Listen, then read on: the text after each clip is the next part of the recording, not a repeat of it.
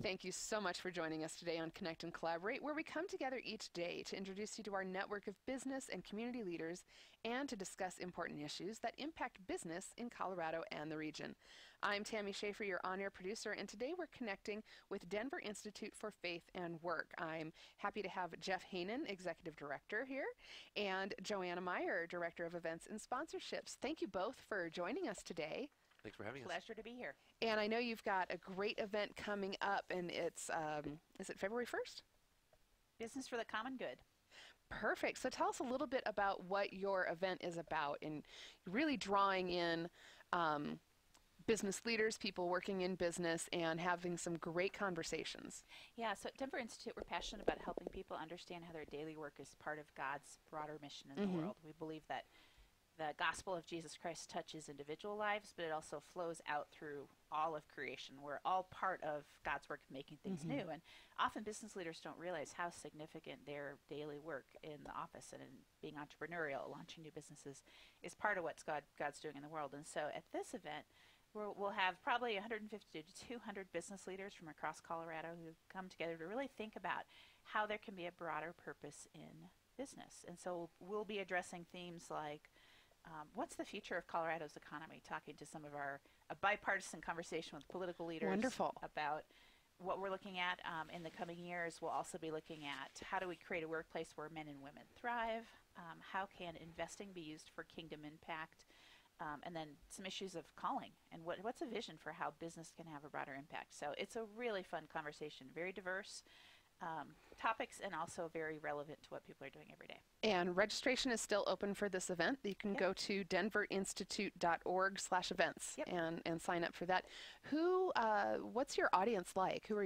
Is it a membership? Is it your audience? Who comes to this? We have people from across the Front Range, men and women, business owners, entrepreneurs, people from across the Front Range that are looking at, look, I believe that my business and my work life can have a bigger impact, but I need to know kind of what that looks like. Sure. And so we think actually examples and storytelling can be a big part of that as well. And so when we talk with the guys like Tim McCready, who's a chief investment officer at a pension fund, guys like Pete Ochs, who we'll hear from a little bit later, thinking about broader bottom lines for business, or even some of our political leaders like Owen Hill and Alec Garnett, thinking about like across partisan lines, we want to have business be a part of what's good and healthy for Colorado's future.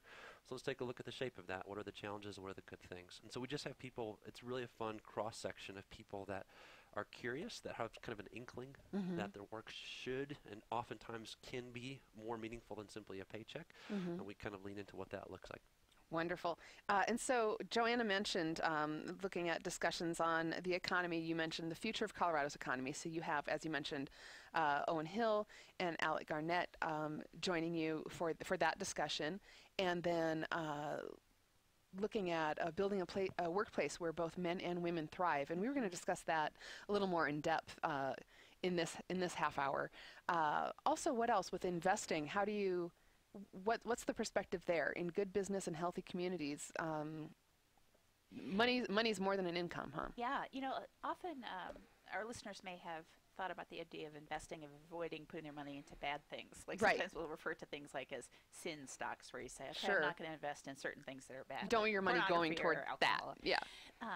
But we have a different perspective that investing can be very proactive. You can be investing in things that are good and not necessarily limited to faith-based things that are good. But the three panelists that we'll be having have really developed sophisticated metrics for looking at companies of every stripe and color that truly are having a positive impact in their community. And what's amazing is the funds that they've created, like Eventide funds, thrive. They're competitive with any other investment in the market, and possibly even doing better. The Wall Street Journal has recognized Eventide funds, which will be represented in this conversation, as being outstanding in the field. And what is amazing is that you can make great money investing in things that are really, really good for our community. So wonderful. It's a thoughtful conversation about how we rethink how we use our money. And then this next topic that you'll have at your February 1st event, really interesting to me, trusting God with what's next, that clarity about calling and job choice. What's the hook there? Yeah. So a lot of people are asking questions, maybe even that are listening to this program right now. Am I called to this work or not? This Gallup says more than 70% of Americans are somehow disengaged from their work. And so as we think about this, a lot of people are asking, should I be doing this or not? And we want to give people a framework for that. That kind of pushes against, though, that in any kind of job, it's going to be, perfect or ideal, because in any kind of job, there's also going to be problems, and people are people, right? Right. But we also want to give people kind of a vision for what does it look like, broadly to have a broader purpose for your work than sort of just a paycheck. So we're going to have a gentleman by the name of Dan Steiner share a little bit about a framework for calling and what that looks like for thinking about job choice, especially over the career, over a lifetime. Very interesting. I know, yeah, a lot of people, as you mentioned, a lot of people are disengaged with their work. There was, just before we started this program, you mentioned another one that some are actually working against their employer's mission. Yeah, that's right. That's right. Gallup says about 20% or so disengaged, that they're working against what their employers are trying to do at their company. And nobody really wants to live that life. No. Nobody really wants to be that sort of disengaged and live that much for the weekend. We all love Colorado. We all Yes. love getting up to the mountains, right? But we want to be able to say, I believe in this company. I believe in its values. I believe in its mission. And I believe we can have a good impact in our state. Yeah, you want to be able to do something that speaks your faith and your ability and your talents as well. Yeah, Yeah. that's right. That's right. Okay, so that's such a great lineup of conversations for the Denver Institute for Faith and Work. This is what was the name of the event? Business Hold on. for the Common Good. Business for the Common Good event. That's Thursday, February 11th, starting at 7:30, and tickets are still available if you want to check out denverinstitute.org/event. Oh, yeah, February 1st, so it's a week from this Thursday. Perfect. Yeah. Good. We've got time to get people registered if they're interested. So Joanna and Jeff, tell us a little bit. We wanted to get into a conversation about men and women in the workplace, and this is going to be one of the topics of discussion at your event. What's the focus there? Because we've got a lot of conversation going on with men and women at work right now. Well, it's relevant in mainstream American culture, actually global culture. How do men and women get along? We've seen that when you have power, when you have unbridled passion, that it can lead to, not bring out the best of your employees. Right. And so I think there's a call to figure out how can men and women really thrive when you work together. And if anybody should be able to figure that out, I would say it would be a Christian, because you have the power of the Holy Spirit in your life. You have a vision of men and women working together in the church. In some of the writings of Paul, you see them co-laboring. And so you have this vision of men and women being able to work together, but we haven't quite figured out how to do that. And so Denise Daniels, who's a professor of management at Seattle Pacific University, will be joining us. This idea of how do you understand the nuances of gender in the workplace and bring out the best of both men and women are part of her research and her teaching. So I think it's going to be a really robust conversation. Sounds fascinating. Yeah. We were talking earlier too about, you look at women in vocation, and I like that perspective of using the word vocation, not just work, not just job or career. Why the distinction? Yeah, the word vocation comes from a Latin root of voice, and it really reflects that sense of calling, of listening to God's voice. And it reminds us that our calling stretches across every sphere of our lives, over the entire scope of our lives, in responding to God's leading. And so suddenly realize that work is anything productive that we put our hands to. And it's very freeing. That's one thing we at the Denver Institute focus on, is really starting from a theological perspective and then translating that out into our daily lives. And so for the conversation around women in work, often we draw from cultural perspectives. A lot of things that are part of the subculture of the Christian community, things that when you look at it, you go, wow, that's not biblical. That just comes, you can point to the point in history or the social movements that were shaping the way we thought about women's roles, instead of really looking at Scripture and saying, what has God called both men and women to? And how do we really steward both our gifts and that broader call that God has for each of us? And it doesn't make the decision that women are making around work easier. That's always a hard conversation, but it's freeing. It creates a broader vision for the full scope of a woman's gift in her life. And so our conversation around women in vocation starts there from a biblical perspective, and then moves out towards the practical realities of every woman's life. Right. So when you look at using those gifts over the scope of your life, that could mean starting out in a career, maybe dedicating some time to raising the family, getting back into career, Mm-hmm. or changing your career to meet your family needs. Yep. All kinds of it. Yep, it's very freeing. And so the conversation becomes one of stewardship. What's the best use of a woman's gifts in the different seasons of her life? And also discipleship. How is God maturing the image of Christ in a woman through the unique challenges? So it could be someone like maybe a career woman that because of her family needs decides to step out of the workplace, and all of a sudden the discipleship issues are one of identity or finding her purpose outside of a career. Or it could be other people. Like I look at my life. I'm a single woman in my early 40s, and I always describe myself as an accidental career woman because if you had asked me at 20, I would never have envisioned that I am where I am today. And so the discipleship issue for me around work has been trusting God for the season that I'm at and the scope of the career that He's building with me, and really believing that God's good, even if my life looks a little non-traditional. So it's really helping women trust God with the unique seasons that they're at. And then how does this play back into the men and women working together in the workplace? Are women, as they're identifying their vocation and making those steps to really use their gifts to the fullest, come up against challenges from, I hate to say a male mentality, but sometimes the workplace is. Yeah. Well, I'm going to get a little political, but I think often when we think of being believers and being pro-family, we associate it with certain policies or ways of looking at it. And really, if you want to be pro-family, you're going to create an environment where women who might need to work because of their family situation can thrive. You know, do we have a family-friendly workplace? If you're a business owner, that's a huge question to be asking. Like, can women bring their best to the job because I've created the kind of workplace environment that might be supportive of having a woman at work? Or am I coming in with a bias that, well, you know, a better choice would be for a woman to stay home? So there's some very proactive things that business leaders can do.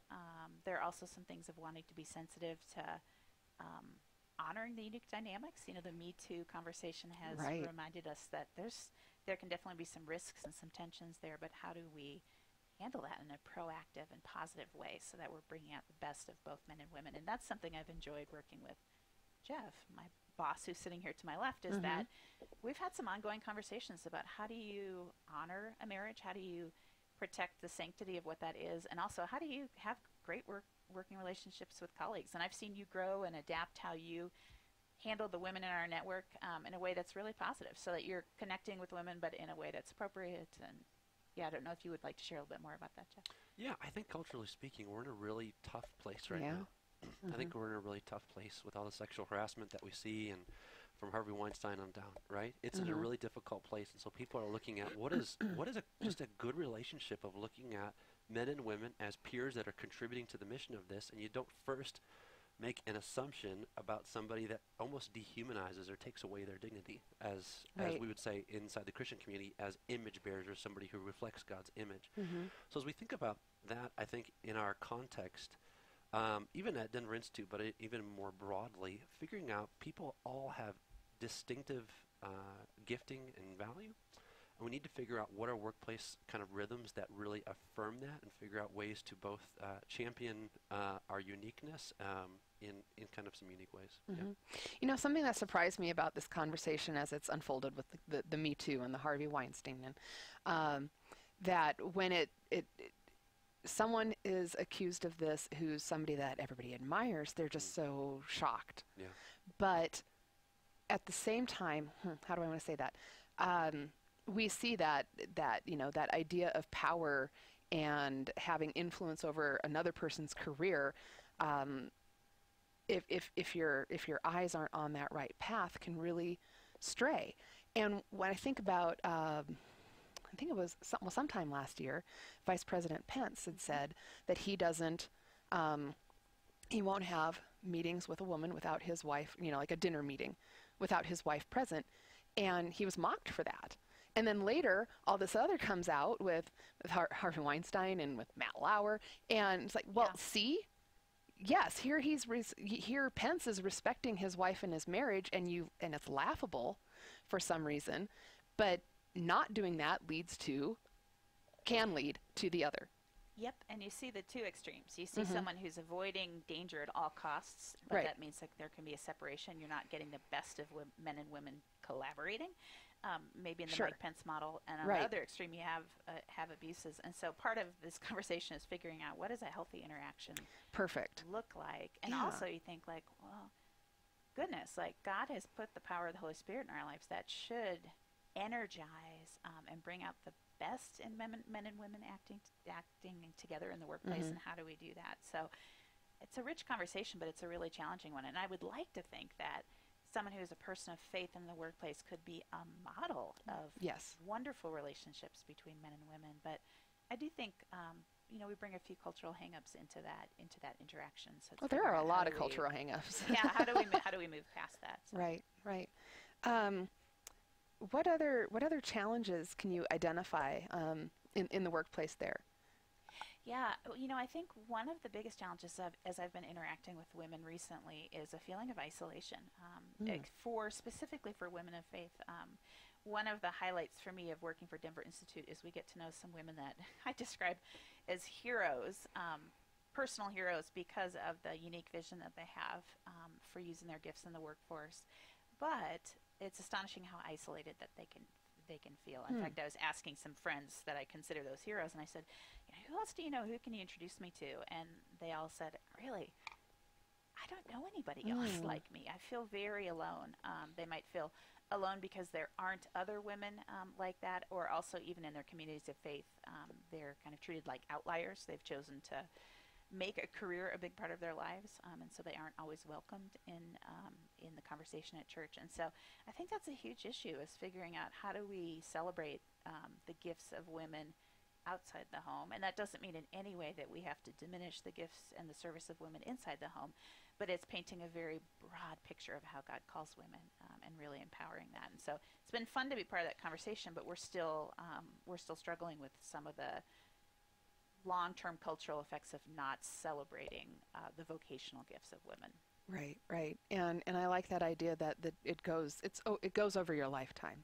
It really does. It's some of us, we had to start.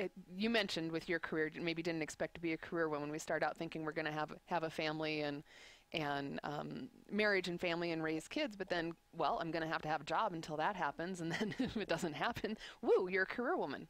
Yeah. and a lot of times it's on the other side where you're really trying to balance both. Yeah, and how can we have a really positive conversation among women of faith about calling in our lives? So often we can kind of divide into separate camps instead of really having a productive conversation. And when you look at the idea of God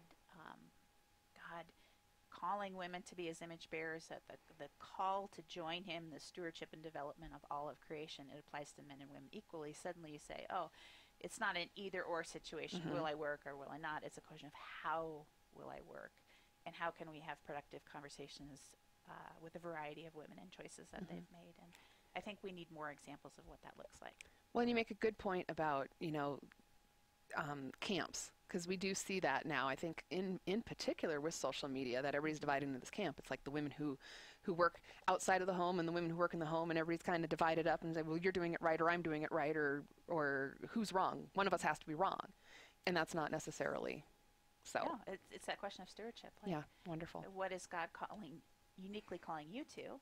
What's the best application of your gifts for this season? Because we're not going to stay in the same season our entire lives. That's for sure. It's really going to change, and there may be some unexpected challenges along that. And so how do we have a really, really life-giving conversation? So it's a question of, what is God calling you to? Yeah. Versus, oh, why are you making that choice? Well, and how can the workplace support that? Yeah. All the way through. Thank you so much. I'm talking with Joanna Meyer, Director of Events and Sponsorships for Denver Institute for Faith and Work. They're coming up on their event, Business for the Common Good, Thursday, February 1st, and that's going to be at the Studio Loft at the Ellie Caulkins Opera House. So let's see, the registration's still open for that if people want to get involved. And what a great conversation about men and women in the workplace and how to really support one another. Yeah. Yeah, and that's just one of the conversations, right, Jeff? I'm also talking with Jeff Hannen. Talk a little bit about some of these other topics. One, we're going to spend more time on in the next segment is investing and using How? What's the explanation there? Using your wealth for the common good, right? Yeah, so we're going to talk about business more broadly. So obviously businesses need to be profitable too, but as you think about even what business is and the purpose of business, there's more and more businesses that you read in Fortune and Forbes and everything that are saying, look, we have to have a broader vision of what business can be. We actually, there's an interesting announcement coming out from BlackRock this last week saying, hey, if you're a corporation that's not actually contributing to social good, you can expect less capital coming your way. And for an organization, that has business that has about $6 trillion in assets, this is really significant. So there's been a large shift, I think, within even American capitalism of moving the conversation to saying business it has to obviously be profitable, but also has to have kind of a broader vision. And so when we think about that, at our event, we're going to be having some really fun stories. We're going to have a guy named Pete Ochs who's going to talk about his experience at Seat King, who we'll hear from.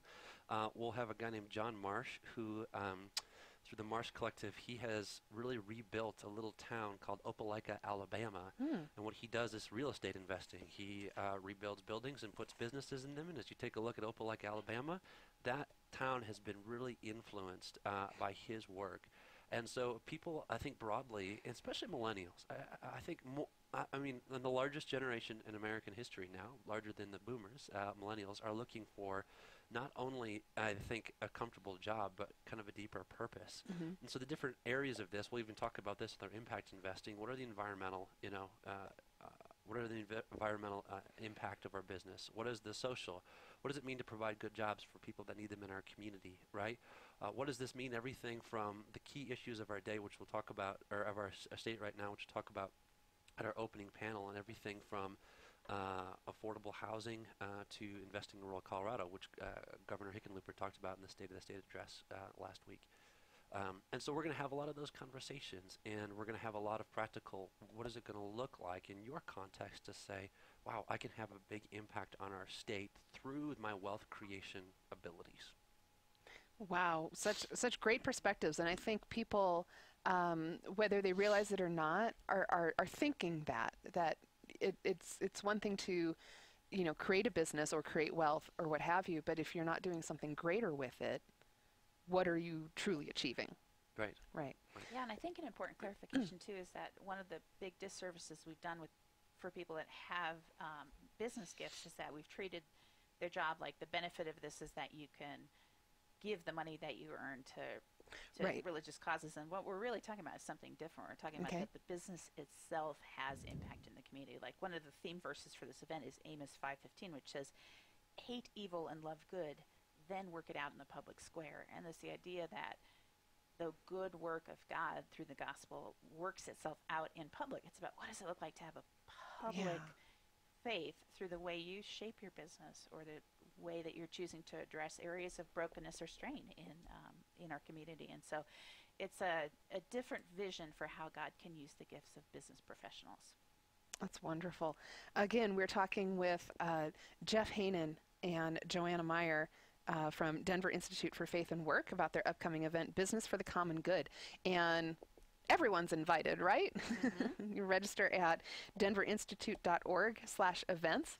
And again, we mentioned these great conversations they're planning, from Colorado, the future of Colorado's economy, to building a workplace where both men and women can thrive, and also investing in good business and healthy communities, as well as what we were talking earlier about clarity in calling and job choice.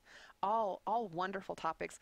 And when we come back, we're going to talk with Pete Ochs. He has Capital 3 Investments and started this company called Seat King. Tell me a little bit about that as we get ready to introduce him next. We're going to hear from Pete. He's a wonderful guy. He started an investing company a long time ago called Capital 3, and one of his investments, he felt led to start a business inside of a maximum security prison called Seat King, of which a short documentary has been made about it called Dealmakers. You can go to dealmakersfilms.com.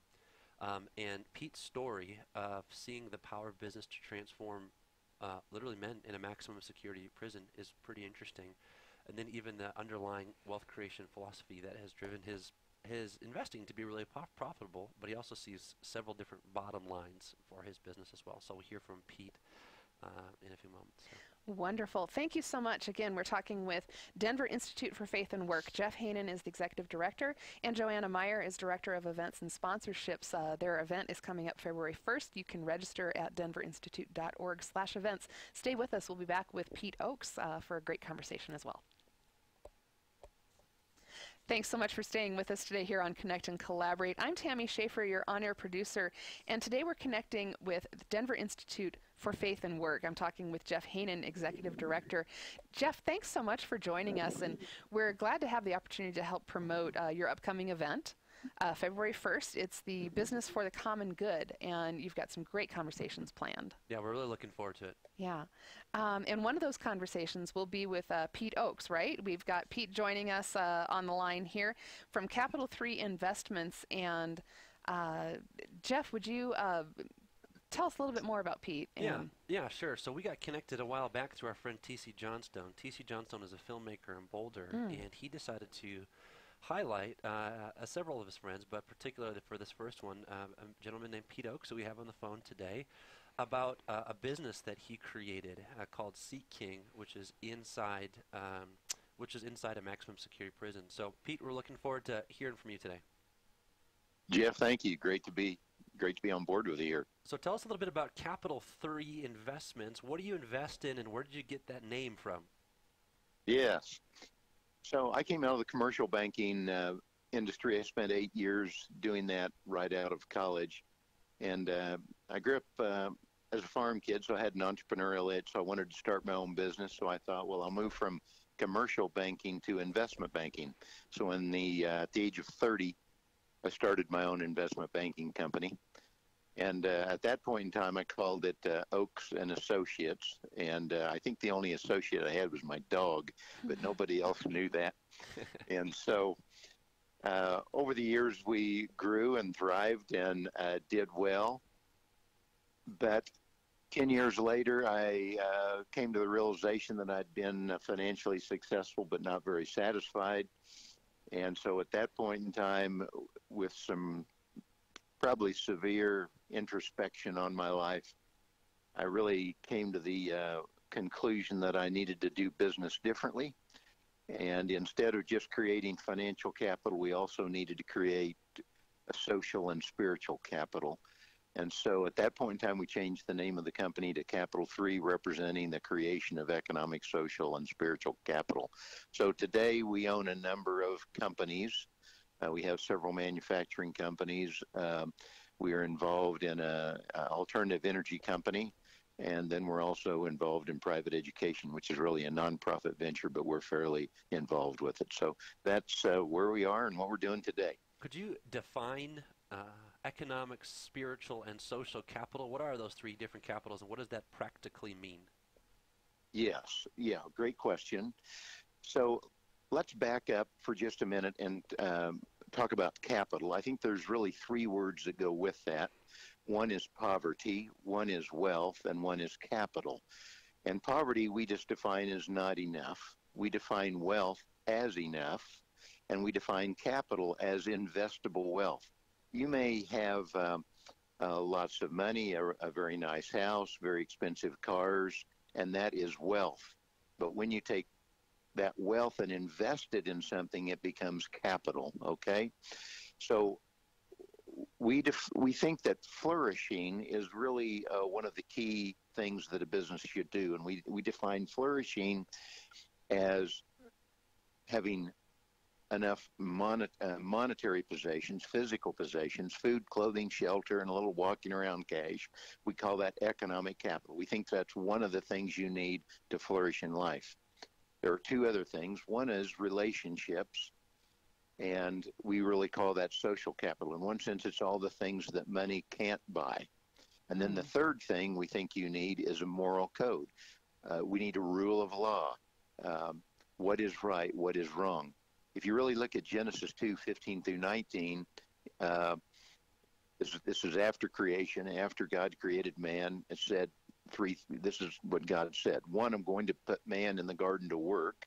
And if you work, you'll have economic capital. You'll have material possessions. Two, it's not good for man to be alone in verse 18. So I'm going to create him a helper. So relationships are critical. And that's where we come up with social capital. And the third thing he said was, by the way, don't eat of that fruit over there, because then you'll know the difference between good and evil. I think it's God's first time when he talks about a moral code, the first commandment, as it were. So that's where we come up with the economic, social, and spiritual capital, which we think are the three things necessary to create human flourishing. Tell us a little bit about the founding of Seat King and how you were able to pull off starting a business inside a maximum security prison. Yes, we had we acquired a number of years ago a manufacturing company in Hutchinson, Kansas, small town in Kansas of about 40,000 people. That company was growing rapidly, and we just simply couldn't hire enough manufacturing labor to work there. So we began to hire work release inmates. These were inmates that were within a year or two of getting out of prison, and they would literally put these inmates in a bus, ship them to our manufacturing company, and they would work for us during the day. They'd load them back up into a bus at night and take them back to prison. After probably 4 or 5 months of that, the warden of the prison came to us and said, Pete, I know you're a growing business. If you could figure out how to actually move your business in behind the walls of a maximum security prison, I've got 1,200 inmates looking for a place to work. And so we thought he was a bit crazy, but we went, and he had some manufacturing space. Of course, there were some issues getting raw material in and finished goods out, but we worked that out. And so 12 years ago, we moved part of our business in behind the walls of a maximum security facility. Today, we are in actually 2 prisons, a maximum security and a medium security facility. We employ about 160 inmates in those 2 facilities. We rent 50,000 square feet from the state of Kansas, and we build industrial seating, which is the Seat King company. And we also have another company in there called Electrics, and we build industrial, essentially electrical assemblies for industrial uses. What did you learn, Pete, about people from being inside a maximum secure prison and working with 160 employees with very colorful pasts? What did you learn, and especially as we think about folks that in the state of Colorado, there's significant labor shortages in the skilled trades in a lot of different areas, and a lot of them are looking to hire people that may have a record. What did you learn that might be transferable to other folks in Colorado today? Yes. Here's what I learned. Probably the only difference between them and me is that they got caught.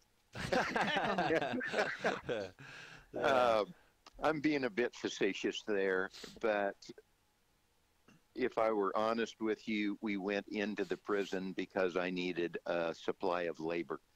But within 60 or 90 days, after getting to know these men, they're human beings. They've just made a mistake. Some of them may have made terrible mistakes. And they're paying a price for that, and they should pay a price for it. But at the same time, I believe we should really, they deserve more than being relegated to a 5-foot by 9-foot cell all of their lives. There is no rehabilitation in that. And so with the opportunity, and I guess literally seeing that desert of human flourishing inside of that prison, after 3 or 4 months, we just began to talk as a management team, and it almost became a grand experiment for us. What could we do to really see if we could change these men? And we had this philosophy of economic, social, spiritual capitalist triple bottom line approach to business. So we said, well, let's just start initiating things that would maybe help these men. And so the first thing we did is we gave them a job. I didn't realize the importance of a job. The money is huge, but the self-respect that comes from having a job is incredible. So the first thing we gave them is a job. The second thing we gave them is what we call social capital. We didn't treat them like murderers. We treated them like individuals that were created in God's image, even though they made a huge mistake. We gave them respect. We loved them. We tried to love them as we loved ourselves. When we did those 2 things, all of a sudden the doors to spiritual capital just flew open. They wanted to know, why are you giving us a job? Why are you paying attention to us? Why are you treating us like individuals? And it was easy for us to say, we think this is what God's call on our life is. And great things have come from that. Pete, I really like that concept that you're coming in there, you're giving them, you can call it a job, but it's a purpose, it's a mission in their day-to-day, right? Exactly. It's a purpose in life. We talk about purpose, passion, and platform, and as a Christian, my purpose in life is to honor God. My passions, I think, are service, excellence, and stewardship, and my platform happens to be the job I'm working at today.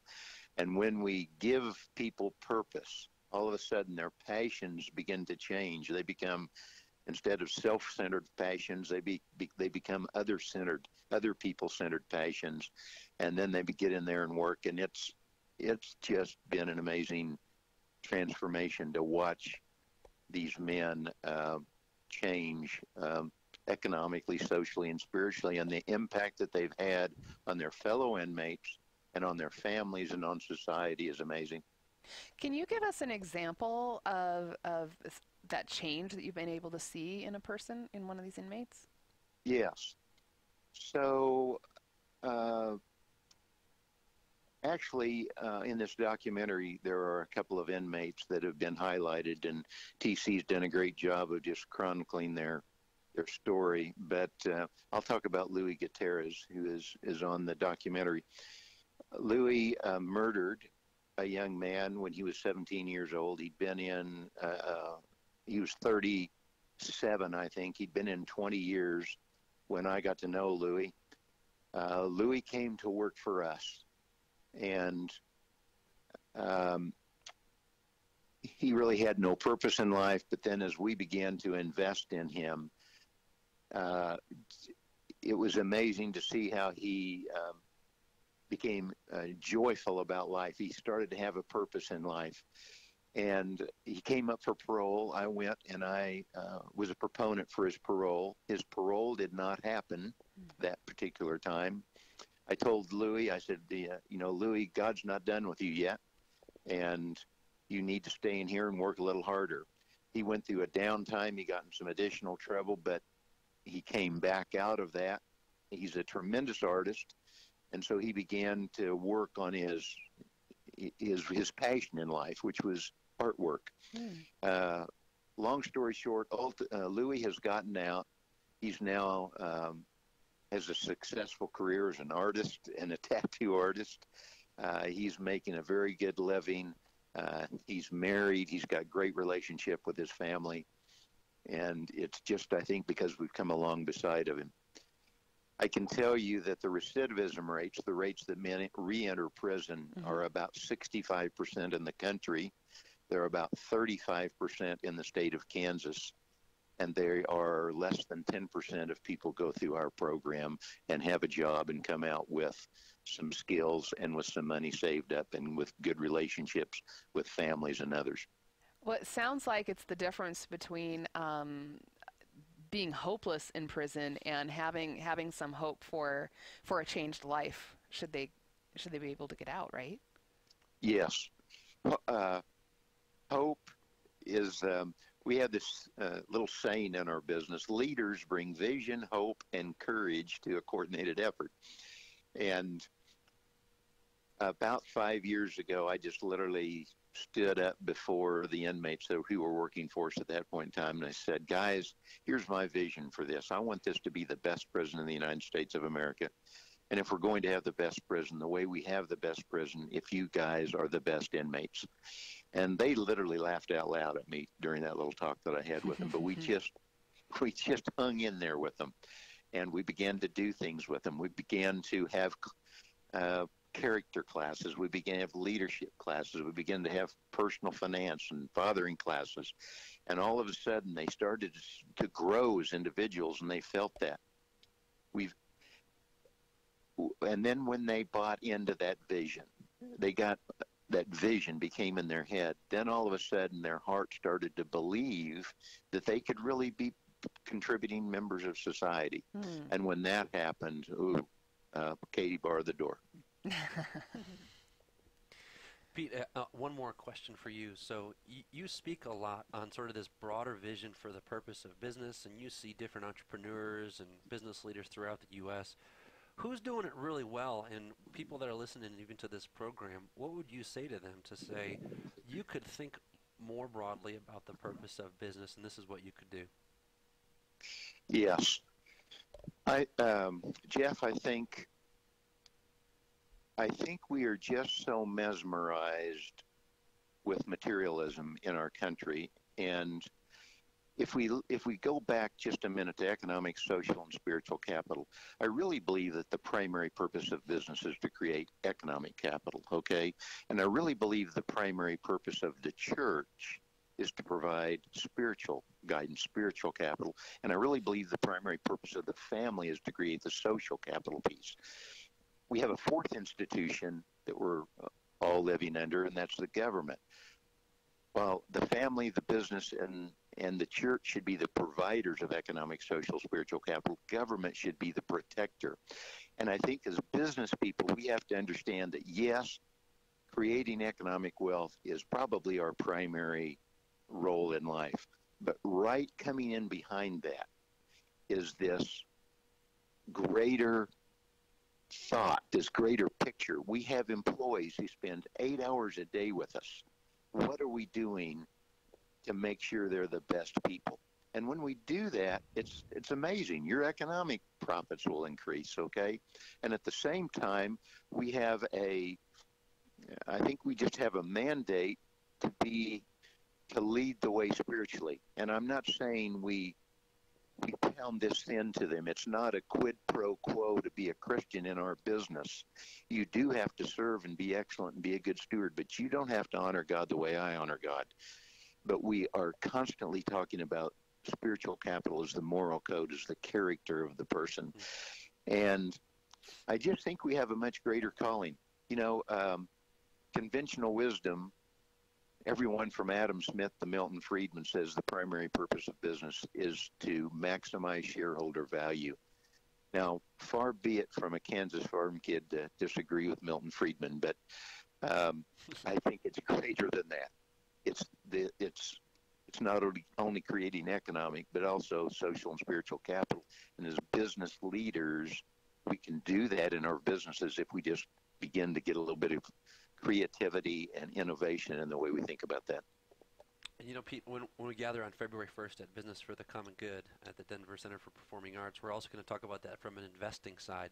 Where people that are listening to this and that have everything from IRAs to 401ks, and some are professional, either financial advisors or investors, is there a way you can translate some of those principles into the businesses that we support through our capital that we're either saving for retirement or just investing otherwise? Yes, I think so. Now, I think probably the reason most of us don't do a very good job of that is it takes some work. We invest our investment dollars in good value companies, and we define value as good PEs or growth rates, earnings growth rates, and things like that. But I think as Christians, when we're making those investments, we really need to look at what the company is doing. Are they selling products? Are they promoting things that are different than what we would think are good moral values? And you know, fortunately, there are some companies that investment companies that just specialize in figuring out companies that do a great job of that. There are mutual funds that literally invest in very moral companies. So those things are available to us, and I think we really need to look at that. Very good. Thanks, Pete. We're looking forward to seeing you in a couple weeks. You bet. Well, I'm anxious to come out and spend some time with you all. Thank you so much, Pete Ochs of Capital 3 Investments, and what's the film that's created on? It's Dealmakers, and you can find that at dealmakersfilm.com. That's right, dealmakersfilms.com. Pete, did you want to share a little bit more about the documentary and that process and what people could do to take a look at that and be inspired in their own life? Sure. So Dealmakers Films episode 1, which is really about our prison business, really chronicles. It really probably chronicles my personal transformation, and then how my personal transformation impacted our business, and then how our business impacted the lives of our employees, in this particular case, inmates.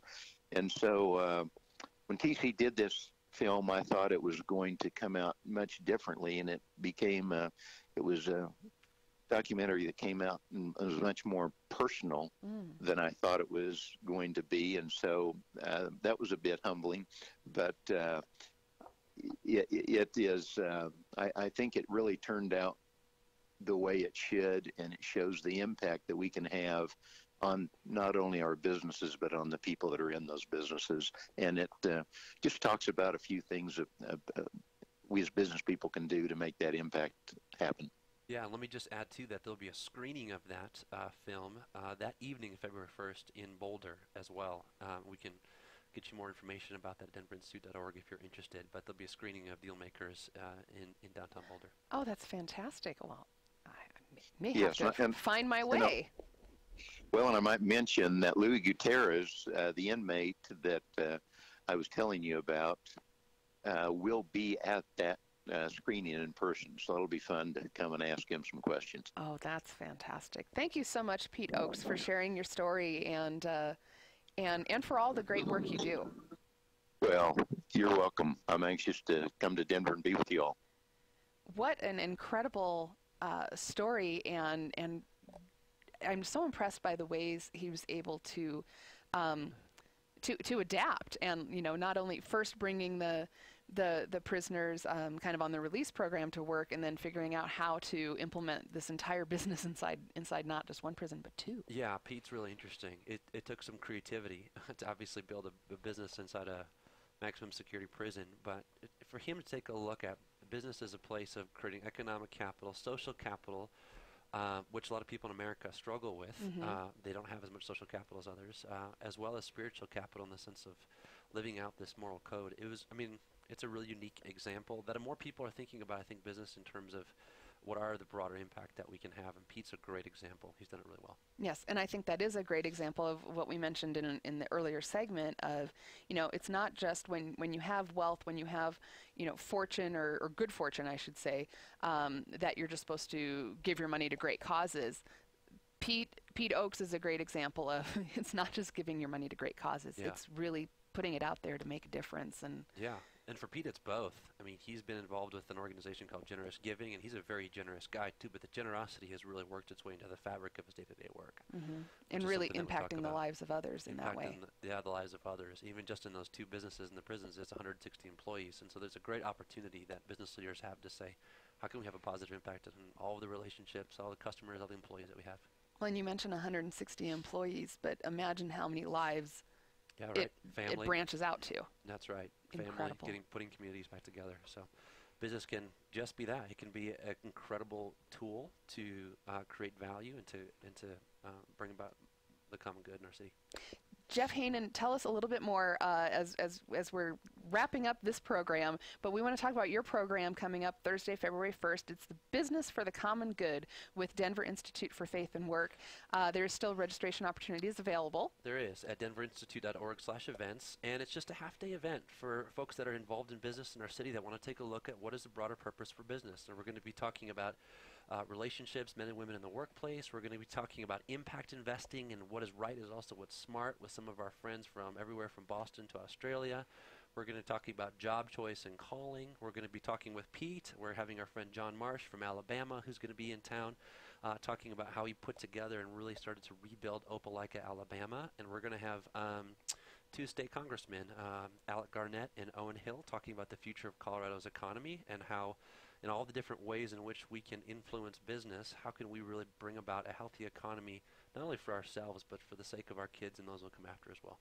Wonderful. Thank you so much, Jeff Hannen, Executive Director of Denver Institute for Faith and Work. We're very excited about your event coming up February 1st. Again, it's Business for the Common Good. Find more information at denverinstitute.org/events. And just thank you so much for sharing your story. Tammy, thank you so much for having us. Thank you, and have a great day.